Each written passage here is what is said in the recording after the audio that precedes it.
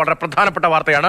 പരീക്കര toll പിരിവ് ഹൈക്കോടതി 4 ആഴ്ചത്തേക്ക് തടഞ്ഞു. ഇതിനുള്ള പ്രദേശത്തെ ഗതാഗത പ്രശ്നങ്ങൾക്ക് കേന്ദ്ര സർക്കാർ പരിഹാരം കാണണമെന്നാണ് ഹൈക്കോടതിയുടെ നിർദ്ദേശം. ബില്ലിലാണ് ചേർന്നത്. പിന്നിൽ ഈ ടോൾ പിരിവ് തടയണമെന്ന ആവശ്യം നേരത്തെ ദീർഘകാലമായി ഉള്ളത് തന്നെയാണ്. മാത്രമല്ല ഇപ്പോഴത്തെ സാഹചര്യത്തിൽ വീണ്ടും ആവശ്യം ഉയർന്നു വരികയും ഹൈക്കോടതി ഇടപെടൽ എത്രത്തോളം പ്രധാനമാണ്? രതീഷ, വളരെ പ്രധാനപ്പെട്ട ഉത്തരവെന്ന് വേണമെങ്കിൽ പറയാം. കാരണം ഹൈക്കോടതി ഏറ്റവും ഒടുവിൽ ശക്തമായ നിലപാടിലേക്ക് പോയി.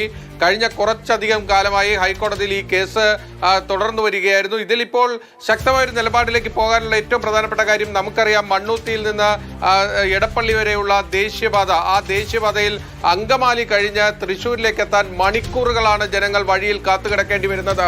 ആ ഒരു ഘട്ടത്തിൽ പോലും അവരിൽ നിന്ന് ഒരു സൈഡ് പോകാനായി 100 രൂപയിലധികമാണ് പാലിയേക്കരയിൽ ആ ടോൾ പിരിവ് നടക്കുന്നത്. അതൊരു കൊള്ളയാണ് എന്നതായിരുന്നു ഹൈക്കോടതിയുടെ മുന്നിലേക്ക് വന്ന വാദം. കാരണം ഇവർ ഈ ടോൾ പിരിക്കുകയും ആൾക്കാർ മണിക്കൂറുകൾ അവിടെ വഴിയിൽ കിടക്കുകയുമാണ് ചെയ്യുന്നത്.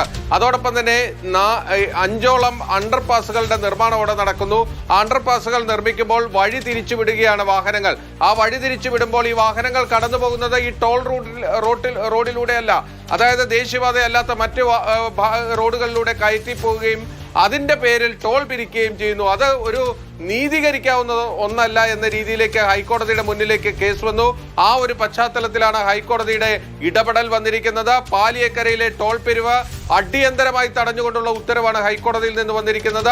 4 ആഴ്ചത്തേക്ക് ടോൾ ഗൗരവത്തിൽ തന്നെ പ്രേക്ഷകരിലേക്ക് എത്തിച്ചിരുന്നല്ലോ. മാത്രമല്ല ദേശീയപാത അതോറിറ്റിയുടെ ശ്രദ്ധയിൽ ഈ വിഷയങ്ങളൊക്കെ വരേണ്ടതുണ്ട്, ഇടപെടലുകൾ ഉണ്ടാകേണ്ടതുണ്ട്. കോടതിയാണ് ഇനി അന്തിമമായ ആശ്രയമെന്നും നമ്മുടെ റിപ്പോർട്ടിൽ നമ്മൾ പറഞ്ഞു വയ്ക്കുന്നുണ്ടായിരുന്നു. അതായത് മികച്ച റോഡിലൂടെ മികച്ച സേവനം ഒരു യാത്രക്കാരന് ഡ്രൈവർക്ക് ലഭിക്കുമ്പോഴാണല്ലോ ആ സേവനത്തിന് പണം നൽകേണ്ടത്.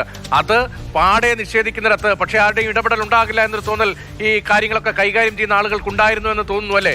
ഇനിയിപ്പോൾ ഹൈക്കോടതിയുടെ തുടർ നടപടി എങ്ങനെയാകും? രതീഷെ, ഞങ്ങൾ എല്ലാത്തിനും മുകളിലാണ് എന്ന രീതിയിലേക്കുള്ള ഒരു തോന്നൽ ആ ടോൾ പിരിവ് കമ്പനിക്കും NHAIക്കും ഒരു ഘട്ടത്തിൽ ഉണ്ടായിരുന്നു എന്ന് വേണമെങ്കിൽ പറയാം. കാരണം നേരത്തെ ഈ തൃശ്ശൂർ ജില്ലാ കളക്ടർ അവിടുത്തെ ടോൾ പിരിവ് തന്റെ അധികാരം ഉപയോഗിച്ച് തടഞ്ഞതാണ്. പക്ഷേ എന്തുകൊണ്ട് 24 മണിക്കൂറിനകം തൃശ്ശൂർ ജില്ലാ കളക്ടർക്ക് തന്റെ ഉത്തരവ് പിൻവലിക്കേണ്ടി വന്നു?